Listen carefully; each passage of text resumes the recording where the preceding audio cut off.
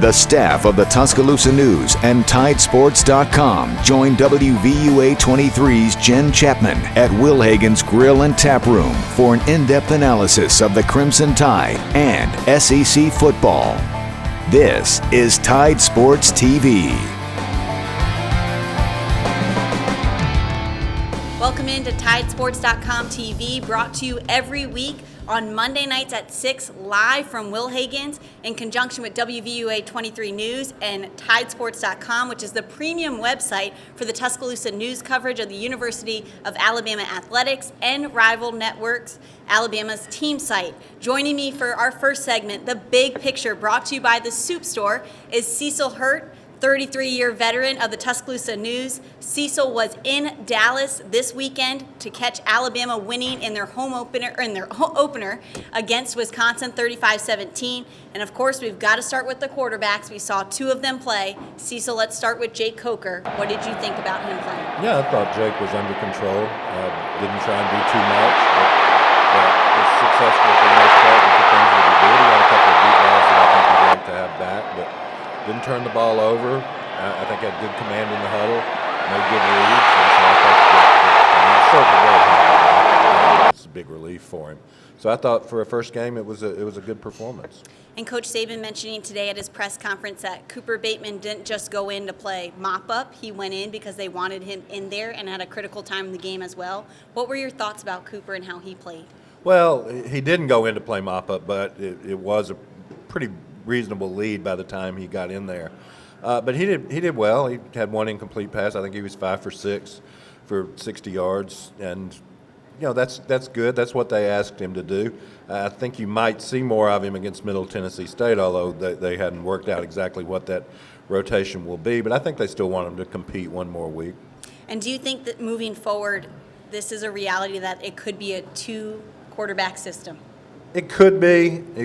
I don't know that. I just don't think that that's been settled yet. But, yeah, I think as long as Cooper, when they want to show it, I think there's a package of things that Cooper can do that would give an opposing defense some trouble. So they may keep that in there. I still think that by nature, Nick Saban wants to be a one-quarterback guy, a one-quarterback coach. And so it also wouldn't surprise me if Jake plays well against Middle Tennessee State, if the plan is just to let him go the distance against Ole Miss. And do you think he stayed in a little bit longer in the game than many suspected he would? I don't know that anybody knew. In particular, the game's 14-7 at the half, so I can see why they didn't change quarterbacks in a one-score game. I didn't think they were – and it's also field position. They had terrible field position for most of the second quarter. They weren't going to put Cooper in there on a drive start on the 12 or the 14-yard line. So a lot of things go into that, but I wouldn't call it a surprise given what the circumstances of the game were. Now, the quarterback situation was a little bit of an unknown, a question mark going in. Derrick Henry, not a question mark at all, and further proved that out on the field. Played only 3 quarters and got career highs. What does this tell Tide fans about Derrick Henry? Well, I think most Alabama fans were pretty familiar with what Derrick could do and do against big-time competition. I think the best thing for Derrick, which is funny to say when a guy averages 11 yards a carry and scores 3 touchdowns, but I thought the other areas of the game were good. He caught 2 passes. He was excellent in pass protection. And he didn't get – it's easy to say, man, if he had carried it 25 times, he might have gotten 300 yards. Maybe so, but you'd rather have those carries on the back end where he's not taking that wear and tear on his body. So I thought it was as well as they could have scripted it for Derrick. So does Bama need this type of performance from him every week? Well, I'm not going to say he's got to score 3 touchdowns every week. Defenses dictate some of that. If they put 9 guys in the box, then he's not going to have that kind of performance every week. But you're going to get a lot of production in the passing game when they're trying to cover one-on-one. So he certainly is capable of having a big game against anybody at any time, but they don't have to have it as long as he's contributing to something else offensively. And were there any freshmen that stood out to you that really are going to make an impact on the Tide this season? Yeah, I thought offensively Calvin Ridley had a good game. Saw Dallas Warmack get in there at the end. Defensively, I thought Darren Payne did a good job at nose tackle. I thought Minka Fitzpatrick was excellent in the secondary. I noticed Sean Burgess-Becker on special teams. Calvin Ridley at wide receiver was very very much noticeable. So, yeah, I think all those guys will, and probably be some more. Damian Harris didn't get to run behind the first line. I think when he gets a chance to run, and I think he will on Saturday. And, I thought his effort and his forward lean was good. He was just behind the second offensive line. Well, Alabama and Wisconsin were the only two ranked teams to have to play each other this weekend. Right. So the SEC had some, easier opponents. Some of the other teams did. But outside of Vandy losing, SEC teams got W's this weekend. So what did, in general, learn about the SEC? Well, I thought that there were three really good wins. I thought Alabama's win over Wisconsin is a good win. Beating Arizona State is a good win. Beating Louisville is a good win. South Carolina beat North Carolina. Didn't play great, but managed to do the things that they wanted to win. And that's 4 Power 5 games, and that's as many as anybody played, and it's more than anybody won. So they won. They went 4-0 against the Power 5. They had 8 games that weren't as difficult, and everybody handled those very. Kentucky had a close game with Louisiana Lafayette, but we'll see what happens tonight with Ohio State and Virginia Tech. But Alabama the SEC basically had the best opening week.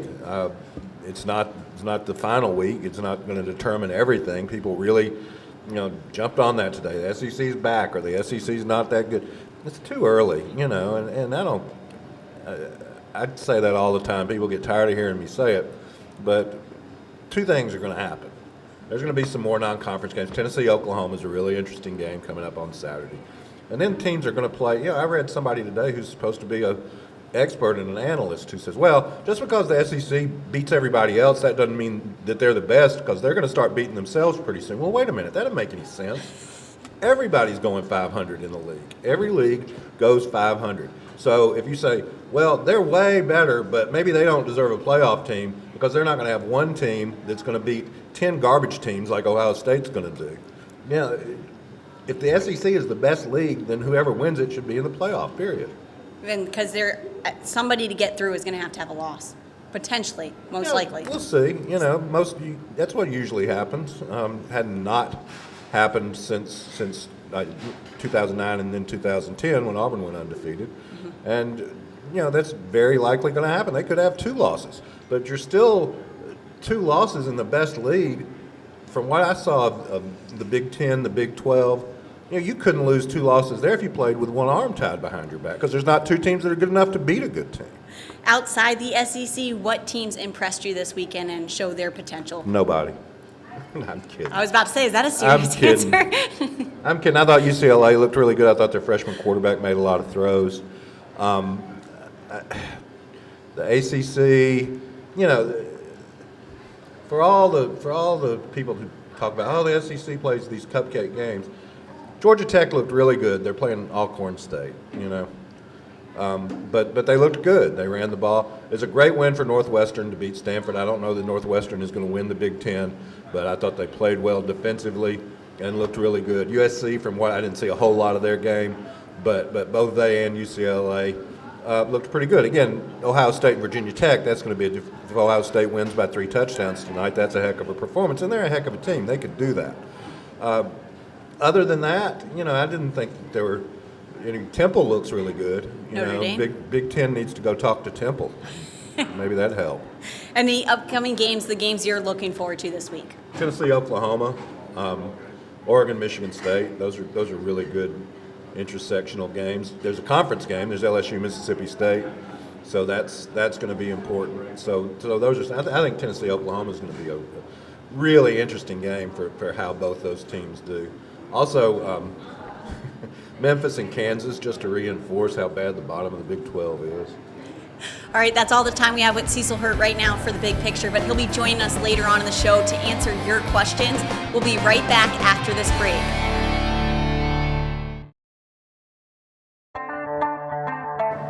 And we're back on TideSports.com TV. Right now, we're going to go inside the Tide, brought to you by Ziegler Meats. And joining me is the editor of TideSports.com, Ben Jones. He is the rookie to this staff. He's been there 2 months with them.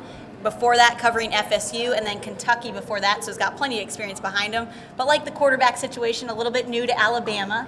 So what did you think about seeing Jake Coker and Cooper Bateman playing? I thought it was about what I expected. If anything, I might have thought that Cooper Bateman would have got in a little bit earlier. I thought it was a little bit surprising that he didn't really get in the game until it was decided. But I thought that Jake Coker did everything that he needed to do to stay in the game and to kind of take the step forward that they were really hoping for him to do at quarterback this fall camp. The thing we've always heard about Jake Coker is that he tends to make one or two mistakes that can really hold him back and really hurt the team. And he didn't do any of that on Saturday. So for his first start, I thought it was really encouraging and probably exactly what the coaching staff was looking for.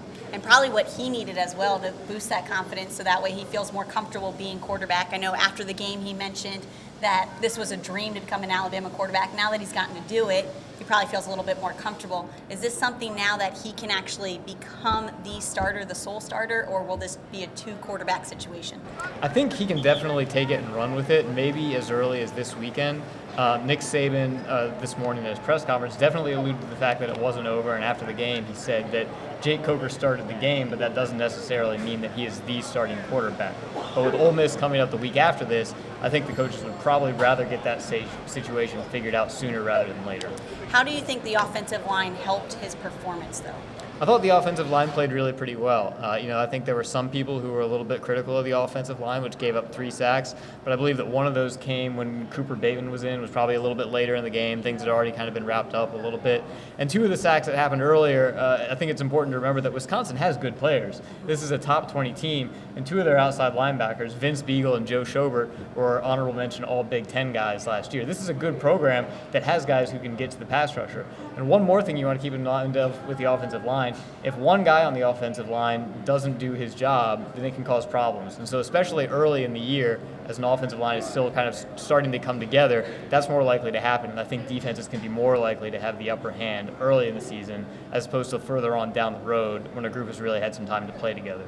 And how did Ryan Kelly's performance help that line, especially those who may be a little bit less experienced? Yeah, Ryan Kelly was one of the players of the week this year for Alabama. Did a really, really good job blocking both in the run game and in the pass game. You saw him on Derrick Henry's shorter touchdown run really get up there and get in the nose of a couple of Wisconsin players. I think he's going to be a big part going forward for Alabama.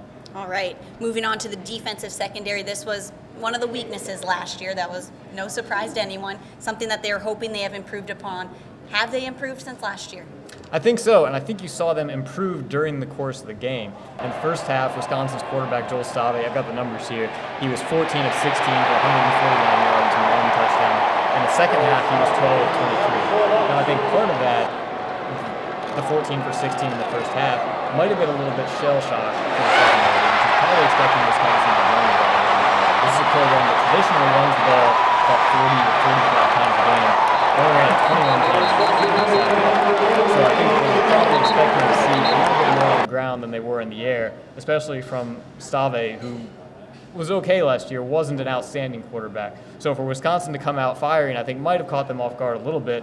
But like we mentioned with the stats there, they really bounced back in the second half, and with the game-sealing interception, I think they played much better down the stretch. And perhaps what Wisconsin's game plan was to do that because of Alabama's front seven made them a little nervous and improved true. Only 40 yards rushing, which Wisconsin is known for strong rushing games. So what can you say about the front seven and what they have kind of proved that people have talked about all off season, and now they showed it? They are the real deal. Yeah, I think it was interesting that a program like Wisconsin, like you said, just built on running the football, didn't even really want to test Alabama on the ground. And anytime they did test them, they didn't really find anything there. This is a program that has an all Big Ten candidate at running back, and he got 8 carries. The most successful run they had all night, I think, was a wide receiver who picked up 25 yards. And I think that you're still going to see some teams that will probably test Alabama a little bit more this year. That's not to say anything about Wisconsin's running game, but I do think that LSU and Georgia and Arkansas are also going to try Alabama on the ground a little bit. I don't know if any of them are going to have great success, though, against the front seven if it plays the way that it did against Wisconsin. And if they can just keep building off the momentum they've already set. Moving on to the special teams, J.K. Scott, Adam Griffith didn't have great games. And it was kind of alluded to that maybe J.K. Scott did not have the fall camp that everyone expected coming off his season last year. What adjustments are going to need to be made in the kicking game should it be close games later on? I think I think with J.K. Scott, it's probably just a matter of some small things that he needs to iron out. He was a guy who was so good last year that you have to trust that this isn't going to be any sort of a major problem, and it might just be one sort of a minor tweak to get him back on track. Nick Saban mentioned on Monday at his press conference he'd been inconsistent in his drops, which seems like such a basic part of punting, but when everything has to happen so quickly and so smoothly in that operation, any kind of detail that doesn't go 100% correct can cause a big change, and I think that's probably what his issue was. So I'll keep an eye on that going forward, but I don't think it's going to be a big problem.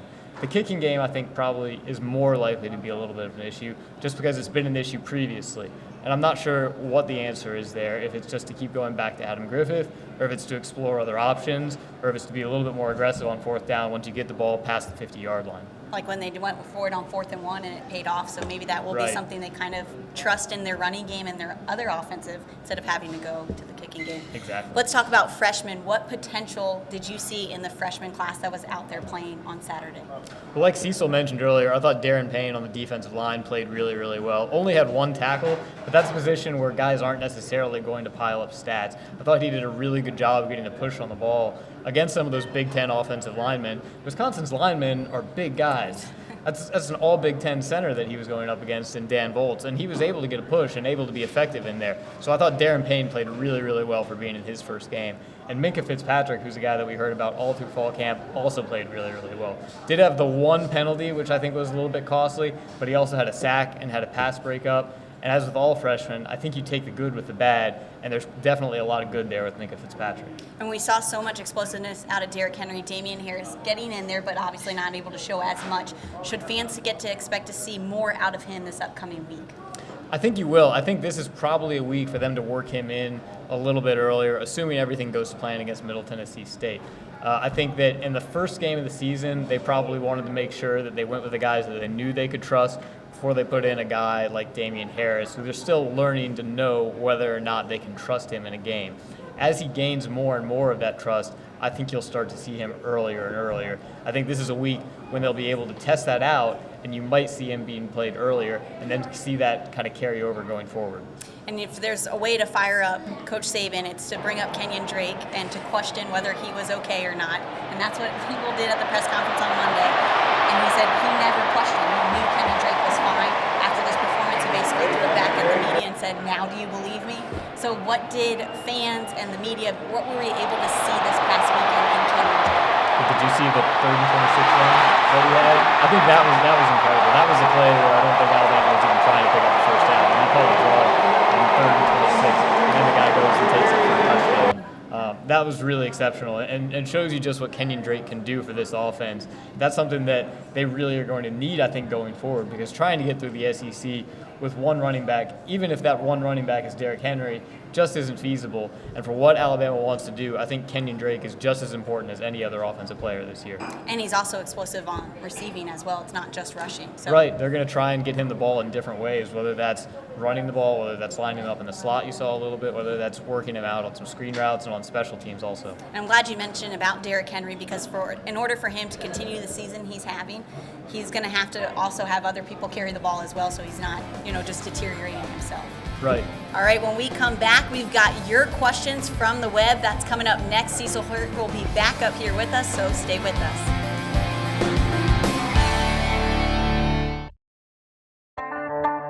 We're back on Tide Sports TV, and it is question time with Cecil Hurt. We're going to answer your questions that you sent in to tidesports.com. Cecil, the first question: which wide receiver impressed you the most in the Wisconsin game? Well, probably Calvin Ridley, but that's a tough call. They spread the ball around. There wasn't an Amari Cooper. Nobody expected there to be an Amari Cooper. So I thought Robert Foster looked fine. Ardarius, I thought, had a couple of nice plays. Probably would like to see a little bit more production out of him.